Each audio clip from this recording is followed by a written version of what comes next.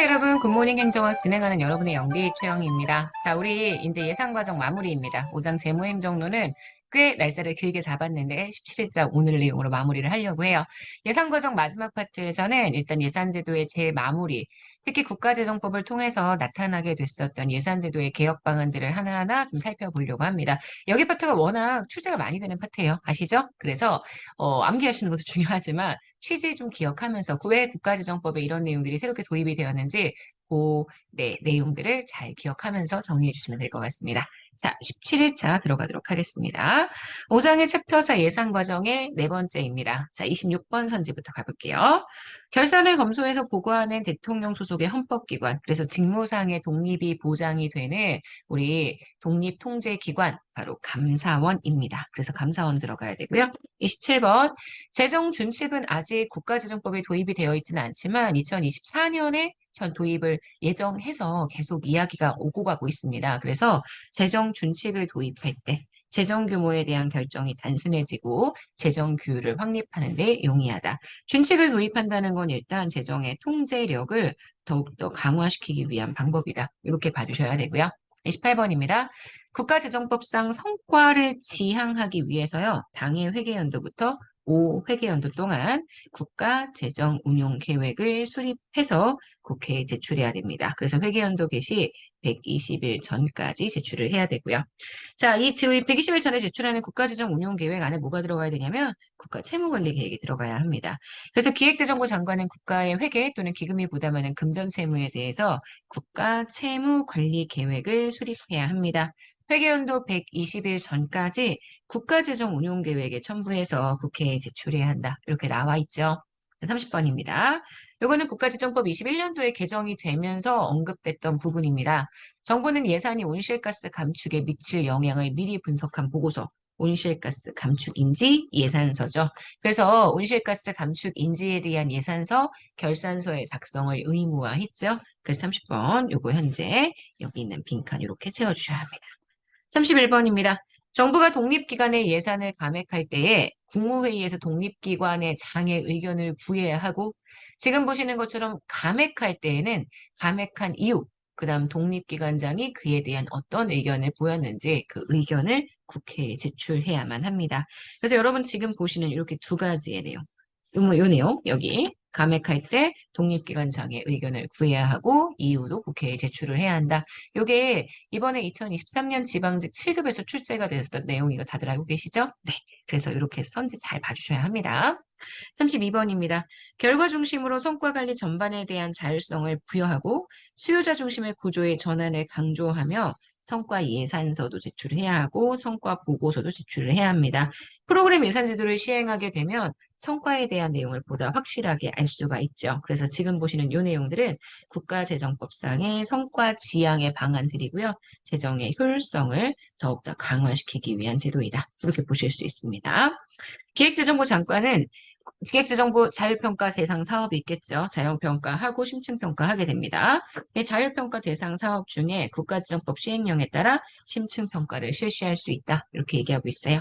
34번 우리나라는 총액 배분 자율 편성제도 도입에 따라 지출 규모에 대한 상한선을 설정합니다. 그 상한선 안에서 자율적으로 예산 편성하게 되죠. 그래서 예산안 편성 지침에 이 통액 배분 자율 편성 제도의 근거가 되는 지출 규모의 확정이 있고요. 이 지출 규모를 기재부에서 중기사업계획서의 내용을 통해 만약에 결정을 해주게 되면 각 부처는 이에 대한 예산 요구서를 자율적으로 편성하게 된다. 요거 아셔야 됩니다. 34번 그래서 현재 이렇게 빈칸 채워주시면 되고요. 35번입니다.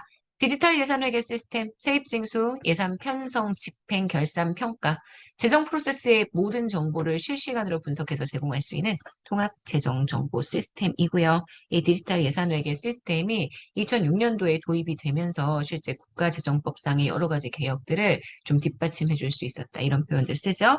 이 디지털 예산회계 시스템은 중앙정부 시스템이죠. 지방자치단체의 시스템은 이 호조 시스템입니다.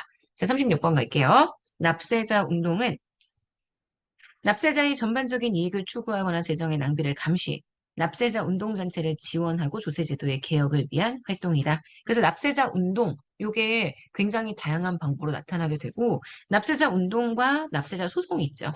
납세자 소송은 납세자인 시민이 직접 국가나 또는 지방자치단체의 재정 지출과 관련된 부정과 낭비를 감시하고 문제를 발견한 다음 시정할 권리를 행사하는 제도입니다. 주민소송이 대표적인 예시가 되죠. 자, 예산 과정에 참여, 네, 시민들이 예산의 과정에 참여하는 방법은 현재 참여 예산 제도고요. 요 참여예산제도는 중앙정부에서도 국민참여예산제로, 지방정부에서도 주민참여예산제도로 시행이 되고 있고요. 일단 중앙정부는 2019년 예산안부터 도입이 됩니다. 그래서 2018년 도입, 2019년 예산안 적용 이렇게 봐주셔야 되고요. 2019년 예산에 2018년에 논의한다는 건 다들 알고 계시죠? 자, 지방자치단체는 2011년에 도입을 해주게 됩니다. 자, 여기까지 보시면 일단 선지들은 쭉 읽어봤어요. 문제 두 개만 풀어볼게요. 1번입니다. 국가재정법상의 예산제도 개혁, 재정의 투명성을 위해서 중앙정부 외에 지방정부의 재정정보 역시 공개가 의무화되었습니다. 2번, 재정활동의 성과관리체계 구축, 네, 그래서 성과계획서와 보고서를 작성하게 됐고요. 이것도 효율성 혹은 능률성 내용이고 이것도 마찬가지입니다. 일반회계에서 특별회계 기금이 다 구분이 되어 있지만 일반회계에서 특별회계로의 전입전출, 특별회계나 또는 기금으로의 전입전출 다 가능하죠. 상호 자유로운 전출입이 가능하다. 이게 능률성, 효율성을 좀 더 증진시키기 위한 방안이었기 때문에 지금 보시는 3번 불가능하다가 틀린 선지가 되겠네요. 3번 X입니다. 4번이에요. 재정 운용의 건전성을 위해 국가 채무 관리 계획을 수립합니다. 회계연도 개시 120일 전까지 제가 국가재정 운용계획과 함께 국회에 제출한다라고 얘기를 했습니다. 자, 그래서 1번에 틀린 선지, 옳지 않은 선지는 3번입니다. 자, 2번이에요. 총액 배분 자율편성 제도에 대한 설명으로 옳지 않은 것. 기획재정부가 부문별 부처별로 예산 상한을 할당해서 집권화시킨 예산 편성의 방식을 쓰는 겁니다. 맞아요. 부처별로 예산 상한선을 할당해 주죠. 맥스를 할당해 줘요. 그래서 집권화된 예산 편성 방식, 탑다운 방식이라고 봐주셔야 합니다. 그래서 부처의 사업별 재원 배분에 대해서 보다 세밀한 관리 통제의 필요성, 요거에 따라 도입이 되었다라고 이야기를 해주고 있는데요. 네, 지금 보시는 것처럼 세밀한 관리 통제의 필요성에 따라서 도입되었다라고 얘기하기엔 좀 문제가 있는 게 여기까지는 맞아요. 부처의 사업별 재원 배분은 어쨌든 전체 집권화되어서 편성된 예산 상한선 내에서 자율적으로 집행이 가능하기 때문에 자율성을 크게 만들어주는 형태의 편성과 집행이 가능해주기 때문에 큰 범위에서는 국가의 통제가 있지만 세부적인 범위에서는 각 부처의 자율성을 강조하고 있다. 이렇게 봐주셔야 합니다. 전략적인 기획 들어가는 이유는 아시겠지만 총액배분 자율편성제도의 핵심 바로 예산안 편성 지침이 중기사업계획서를 토대로 만들어지게 된다는 거 요거 알고 계시죠? 그래서 중기사업계획서 5년 단위의 사업계획을 보고 난 다음 그 다음 예산의 상한선을 정해주고 그 안에서 분권 스스로 알아서 판단할 수 있도록 해주기 위한 제도. 그래서 예산 편성 방식에 이러한 것들을 도입하기 위해서 실시가 된 거고요. 중기적 시각에서 정부 전체의 재정 규모를 검토하기 때문에 전략적 발전 계획 촉진할 수 있고요. 재정의 경기 조절 기능을 강화할 수 있습니다.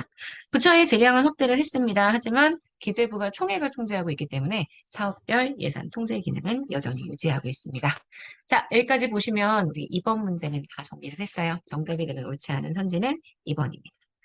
여기까지 해서 우리 예산 파트는 마무리 좀 해보도록 합시다. 내일 아침부터는 인사행정으로 들어가도록 할게요. 여러분, 오늘 하루 정말 잘 보내시고요. 오늘 하루도 들어본 겁니다. 내일 아침에 만날게요. 안녕.